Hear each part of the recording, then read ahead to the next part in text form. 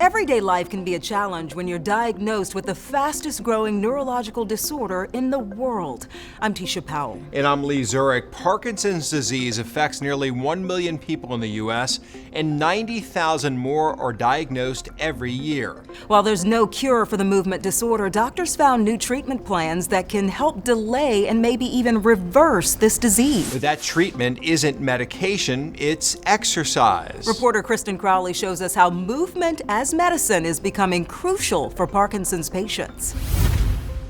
You may not notice I keep them out so I can get to them.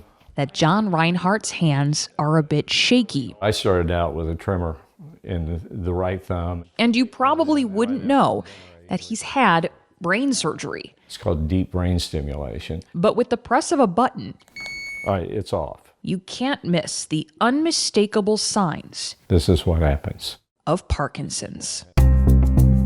Parkinson's is a neurodegenerative condition with no cure.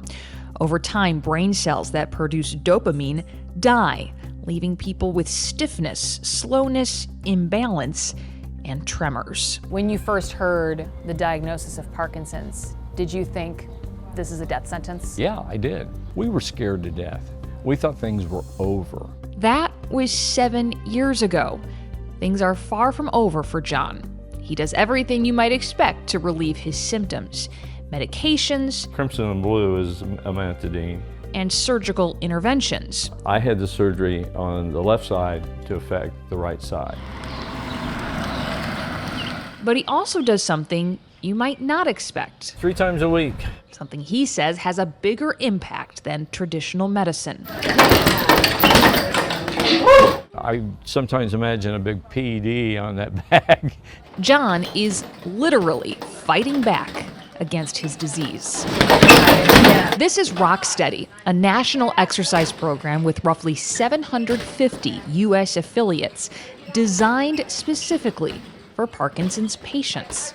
Why boxing? Because if you think about boxing, it's almost kind of like dancing. Left foot's in front. There's a lot of coordination, a lot of stepping, there's footwork, there's handwork, there's full body work, and then also getting the sequences. Left, right, left. Don Aronoff runs the Rocksteady and Parkinson's program at this Jewish community center outside Kansas City, a program that began in 2019. In 5 years, we've had a lot of growth. When we started offering this, we had about 8 boxers, and currently we are at about 75. Growth that's happening as more doctors realize just how impactful exercise for Parkinson's can be. The benefits of this weren't fully known. Yes, yeah, they weren't fully known. Dr. Kelvin Au is a neurologist and movement specialist with the University of Kansas Health. He says even though doctors have encouraged exercise for decades, it wasn't until the last 10 or 15 years, he says, that researchers started seeing it making a change in Parkinson's patients. We have more information and data specifically in Parkinson's, and we know it makes a big difference. Specifically, high intensity interval training has been shown to, in a small case series, maybe even slow down the rate of progression of Parkinson's. Does the medical field know why exercise is so effective with Parkinson's patients? It kind of releases different neurotransmitters, dopamine, endorphins, and kind of helping with mood, and then also helping just with their overall flexibility with the muscle tendons. Medication helps with the symptoms, but the actual working out helps delay it. And that's really the only thing that's been proven to do so. Not only can exercise slow Parkinson's, a new study published in early 2024 says there's evidence it could possibly reverse the neurodegeneration. The small study of just 10 patients says neurons in the brain grew healthier and produced stronger dopamine signals. Are you seeing a difference in the people when they participate in class? Yes. Yes, we had one gentleman and he came in here, lots of falls, and he's definitely got more steady. And sometimes people say, but I'm not getting better. And my question is, are you getting worse? The falls are a big risk factor for Parkinson's patients. Typically what happens is they'll fall, they'll break a hip, they'll end up in the hospital, they get pneumonia, and they pass. Have you fallen? Oh yeah.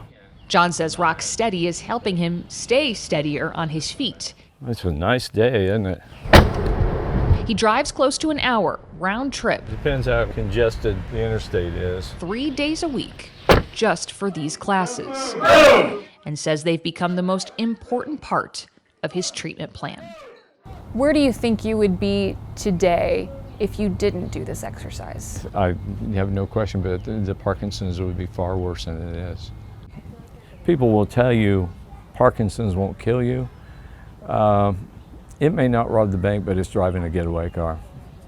For now, John's in the driver's seat, taking control of his disease and his life. I see an 82-year-old, an 83-year-old doing a plank or something, and it's like, hey, I want to be there when I'm that old. And you think you can get there with this exercise? I hope so.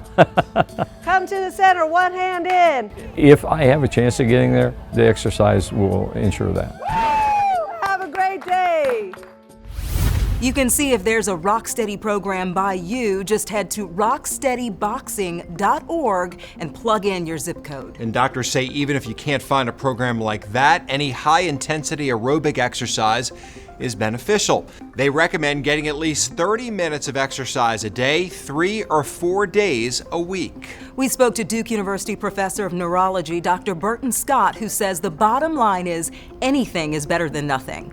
Walking is inexpensive and beneficial. And so at the very least, I would encourage people to be walking on a regular basis, once a day, several days a week for a distance, to the extent that they're able to do so. In addition, Dr. Scott says something as simple as knitting can help with fine motor skills. He encourages his patients to practice mental fitness as well, such as reading a book, then talking to somebody about it.